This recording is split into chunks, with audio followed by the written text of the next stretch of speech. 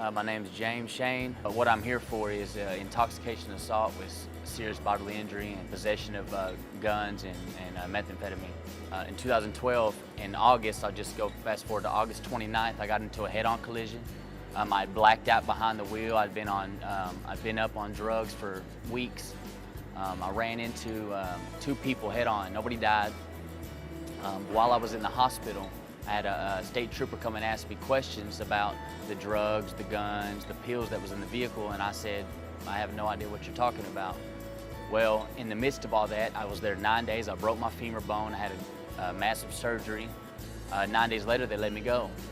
August 29th, I got in that wreck. I was in the hospital for 9 days. They let me go. I went to my aunt's house. The cops found out where I was at. I ran to Arkansas. While I was in Arkansas, I started, about a month later, I started going to church, and I'd never felt the presence of God before. And so in this church, I would bawl like a baby. Well, about going to church for about 3 weeks, me and my aunt and my grandma are sitting in the living room, and we're talking about, I'm asking them what I've been feeling in the church. And my aunt said, it's the Holy Ghost. It's like God's wrapping his arms of love around you. And I said, I've never felt nothing like that before. So as we're sitting in the living room, my aunt and my grandma, the presence of God comes in the room, and they start praying, and I start weeping. And this is what I saw with my own two eyes. I saw the heavens opened up, and I seen Jesus sitting on the throne. And at that moment, I got down as slow as I could on my left knee, bawling like a baby, and I said, Lord, if you want me to serve you, I'll serve you.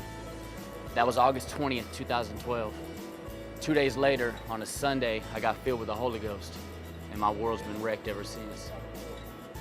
I know that you're searching, and I know that you're trying to find a way out, and you might not even know that fully, but if you would just get real with yourself, instead of having to go through all this dramatic stuff and be in prison for years upon years, really ask yourself, who can help me?